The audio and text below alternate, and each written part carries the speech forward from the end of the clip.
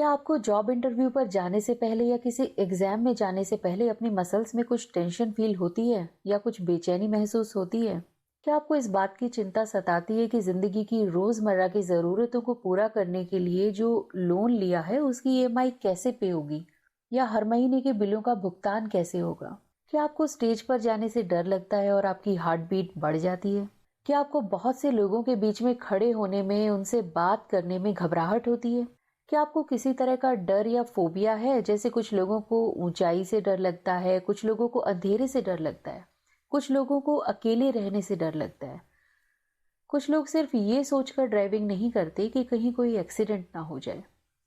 कुछ लोग किसी के निधन या मृत्यु के मौके पर ही बहुत दुखी और चिंताग्रस्त हो जाते हैं। क्या आपको लगता है कि आप किसी चीज के लिए बहुत ज्यादा लगाव महसूस करते हैं और दूसरे लोगों को आप अपनी बातें मनवाने के लिए इंसिस्ट करते हैं? अगर इन सभी सवालों में से किसी एक का भी जवाब हाँ है, तो आप किसी न किसी स्तर पर एंजाइटी से ग्रस्त हो सकते हैं और ये वीडियो आपके लिए है। एंजाइटी हमारी आम जिंदगी का हिस्सा है। डेली बेसिस पर हम कभी ना कभी किसी न किसी तरह से एंजाइटी फील करते हैं। ये इस तरह से हमारी लाइफ का पार्ट है कि अक्सर हम ये डिटेक्ट ही नहीं कर पाते हैं कि हमें एंजाइटी हो रही है। ये एक कॉमन मेंटल डिसऑर्डर है जिसमें व्यक्ति अपने डर और चिंता को कंट्रोल करने में, रेगुलेट करने में डिफिकल्टी फील करता है। तेज बेचैनी होना, तेजी के साथ नकारात्मक विचारों का आना, चिंता होना, डर का आभास होना, अचानक हाथ कांपना, पसीने आना, हार्ट बीट तेज होना, ये एंजाइटी के सिम्टम्स हैं। अगर सही वक्त पर एंजाइटी का डायग्नोसिस करके ट्रीटमेंट ना किया जाए तो आगे चलकर इसके नेगेटिव आउटकम्स हो सकते हैं और ये लाइफ थ्रेटनिंग भी हो सकता है। पिछले साल जून में डब्ल्यूएचओ ने मेंटल हेल्थ पर एक रिपोर्ट पब्लिश की थी जिसके अनुसार पूरे वर्ल्ड में हर 8 में से एक व्यक्ति किसी न किसी मेंटल डिसऑर्डर से ग्रस्त है। इस रिपोर्ट के बेस पर कहा जा सकता है कि डिप्रेशन डिसेबिलिटी का लीडिंग कॉज है। 15 से 29 साल तक की यूथ में डेथ का 4th लीडिंग कॉज सुसाइड है और ग्लोबली हर 100 में से एक डेथ सुसाइड की वजह से होती है। डब्ल्यूएचओ की रिपोर्ट में यह भी खुलासा किया गया है कि इंडियन पॉपुलेशन में 7.5% लोग किसी न किसी तरह की मेंटल डिसऑर्डर से ग्रस्त हैं और पूरे विश्व के mental, neurological, substance abuse disorder cases में से 15% केसेस तो इंडिया के ही हैं।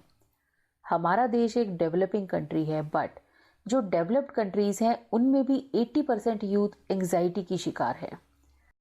रिसर्च से ये भी पता चलता है कि 8% यूथ को एंजाइटी या डिप्रेशन से बाहर निकलने के लिए किसी न किसी तरह से हेल्प मिल जाती है। बट यहाँ चैलेंज है वो 92% लोग जिन्हें एंजाइटी या डिप्रेशन से बाहर आने के लिए किसी भी तरह की हेल्प नहीं मिल पाती है, जिसमें एक बड़ा कारण एंजाइटी का डायग्नोस होना भी है। अगर डायग्नोसिस ही नहीं होगा तो ट्रीटमेंट भी नहीं हो पाएगा।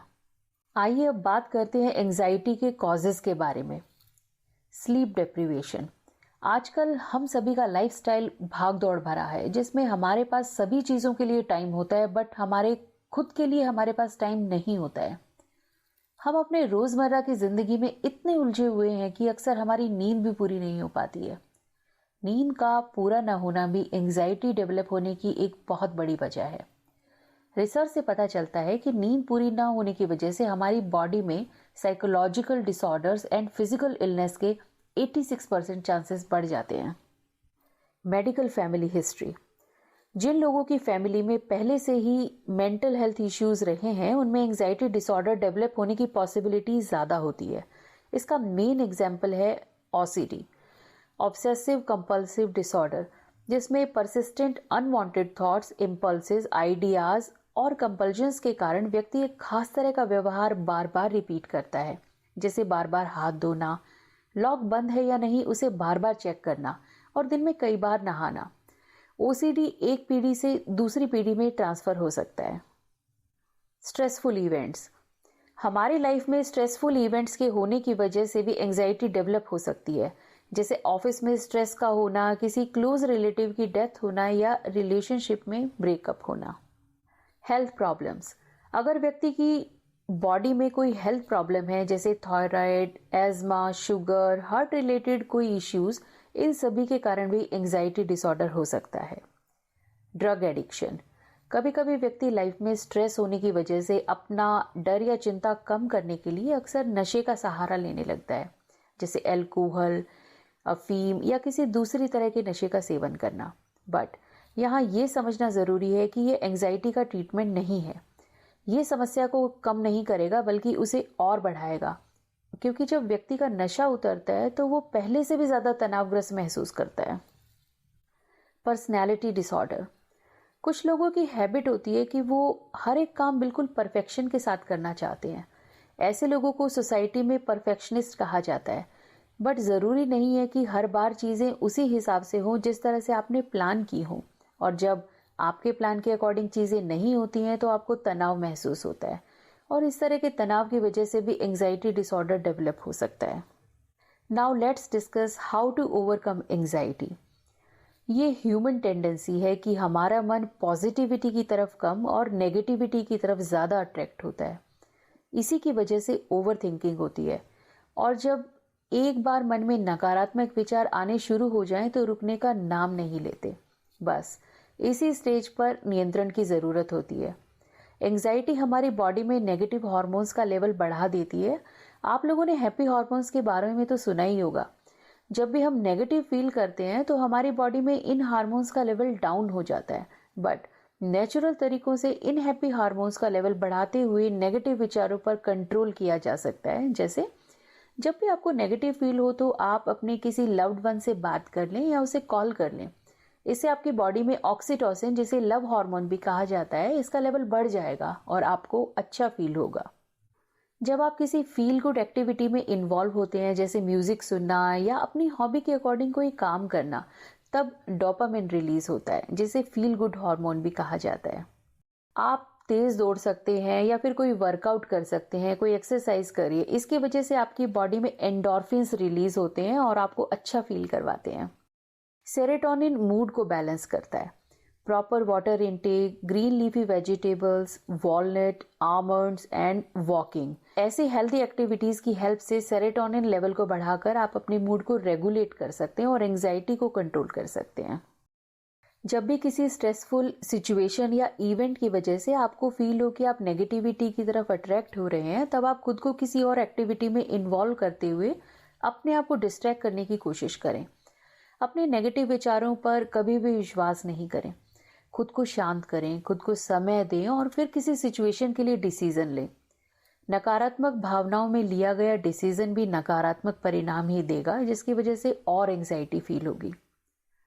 एंजाइटी एक कॉमन डिसऑर्डर है। मुझे भी कभी कभी एंग्जियस फील होता है। मैं भी खुद को दूसरी एक्टिविटीज़ में बिजी कर लेती हूँ, जैसे इंटरनेट सर्फिंग, या फिर मैं अपनी फ्रेंड्स को कॉल कर लेती हूँ।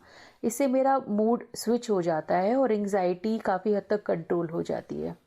इसके अलावा एंजाइटी डिसऑर्डर के ट्रीटमेंट के लिए साइकोथेरेपी की हेल्प ली जा सकती है। इस थेरेपी में मन पर कंट्रोल करना और स्ट्रेसफुल सिचुएशन को नए तरीके से डील करना सिखाया जाता है। इस थेरेपी में दी गई इंस्ट्रक्शंस की रेगुलर प्रैक्टिस करते हुए एंजाइटी डिसऑर्डर को अच्छी तरह से ट्रीट किया जा सकता है। बहुत सी रिसर्चेस में साइकोथेरेपी से एंजाइटी डिसऑर्डर ओवरकम करने में पॉजिटिव रिजल्ट्स मिले हैं। अक्सर देखा जाता है कि जब भी व्यक्ति डरा हुआ होता है या चिंताग्रस्त होता है तो वो खुद को अकेला महसूस करता है और अकेले रहने की कोशिश करता है। अगर कोई व्यक्ति या आप खुद एंजाइटी फील कर रहे हैं तो आप अकेले रहने से बचें और ऐसे अन्य व्यक्ति को भी अकेला न छोड़ें। अपनी दिनचर्या में बदलाव करें, हेल्दी खाना खाएं, डेली एक्सरसाइज करें, योगा, प्राणायाम, मेडिटेशन अपनाएं।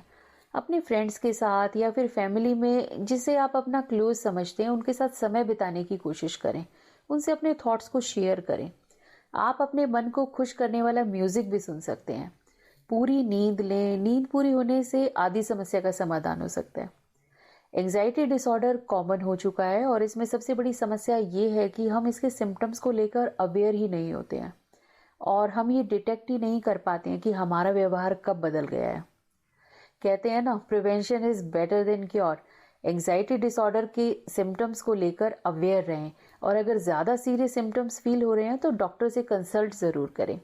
अगर आपको ये वीडियो अच्छा लगा हो तो मुझे कमेंट में ज़रूर बताएं और अपने लव्ड वन के साथ इस इन्फॉर्मेशन को शेयर ज़रूर करें। आज के लिए इतना ही। Love and light to all of you. Happy healings.